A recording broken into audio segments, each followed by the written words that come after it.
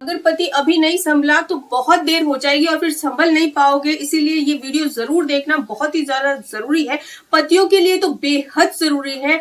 बताएंगे आपको क्या है केस, और 12/7/2023 का जजमेंट है, नया जजमेंट है, आपके लिए बहुत ही जरूरी है और आपके केस के लिए भी बहुत ज्यादा जरूरी है। लेकिन उससे पहले मेरे चैनल को जरूर सब्सक्राइब कीजिएगा और वीडियो को पूरा देखिएगा। इस केस में पति ने पिटीशन डाली डाइवोर्स की, और जो बेस लिया वो लिया अडल्ट्री का, कि उसकी पत्नी जो है अडल्ट्री में है और वो उसको छोड़ने को भी तैयार नहीं है।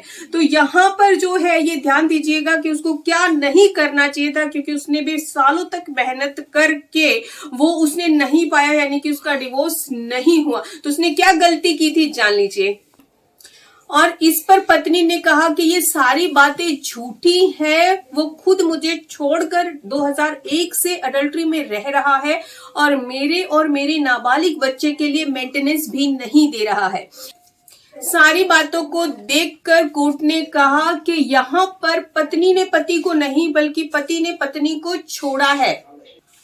अब यहाँ पर जो है अडल्ट्री का कोई सबूत नहीं था पति के खिलाफ, लेकिन हाँ कुछ सबूत ऐसे थे कि पति ने दूसरी शादी की है।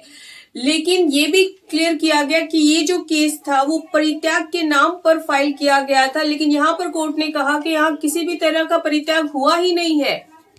अब यहाँ पर पति ने यह भी कहा था कि पत्नी ने उसके ऊपर मानसिक क्रूरता की है, लेकिन कोर्ट ने क्या पाया कि पत्नी ने जो उसके ऊपर डीवी और 125 का केस फाइल किया था, तो यहाँ पर क्लियर किया गया कि अगर पत्नी ने डीवी और 125 का केस फाइल किया है पति के ऊपर, और इसी बेस पर अगर पति कह रहा है कि पत्नी ने उसके ऊपर मानसिक क्रूरता की है, तो ये मान्य नहीं है, केस खारिज कर दिया गया।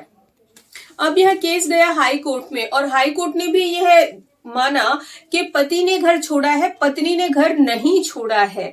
लेकिन पत्नी ने जो उसके ऊपर बाइगमी का केस डाला था उसमें पति बरी हो गया था। लेकिन एक आपराधिक मामले में बरी हो जाना, आपराधिक मामले में अगर वो पति बरी हो गया है तो एक मानसिक क्रूरता नहीं है। अब सबके आप अपने ओपिनियन है, इस पे मैं कुछ नहीं कहना चाहूंगी कि आपराधिक मामले में अगर कोई बरी हो जाता है तो मानसिक क्रूरता है या नहीं है, क्योंकि हाईकोर्ट का जो जजमेंट है वो ऐसा आया है। लेकिन सबके आप अपने ओपिनियन है, कहीं ना कहीं मानसिक क्रूरता हो भी सकती है। और जो ग्राउंड बनाया गया है उसमें परित्याग का ग्राउंड बनाया गया है, और यहाँ पर परित्याग का ग्राउंड जो है उसमें कोई भी डेट फिक्स नहीं है, यानी कि क्लियरेशन है ही नहीं कि कब परित्याग हुआ, कोई डेट नहीं है उसमें। तो यहाँ पर जो है ड्राफ्टिंग वीक है, परफेक्ट नहीं है।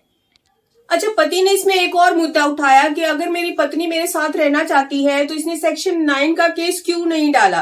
तो यहाँ पर क्लियर किया गया कि पति ने पत्नी को छोड़ा था, ना कि पत्नी ने पति को छोड़ा था। तो कोर्ट ने पति को कहा कि आप ऐसा कह ही नहीं सकते कि यानी कि सेक्शन 9 का केस क्यों नहीं डाला है, और केस को खारिज कर दिया और डिवोर्स नहीं हुआ। अब यहाँ पे क्लियर रखिएगा, अगर आपकी ड्राफ्टिंग वीक है, परफेक्ट नहीं है, क्योंकि नींव होता है ड्राफ्टिंग, आप जल्दबाजी में कुछ भी ड्राफ्टिंग कर लेते हैं और उसमें कोई क्लियर डेट नहीं है, क्लियर टाइम नहीं है, क्लियर फिक्सेशन नहीं है, तो केस आपका वीक हो जाता है। आपकी हेल्प के लिए जजमेंट हम डिस्क्रिप्शन में जरूर देंगे ताकि आप कोई गलती ना करें। इसी तरह से हमारे साथ बने रहिएगा और हमारा सहयोग दीजिएगा। धन्यवाद।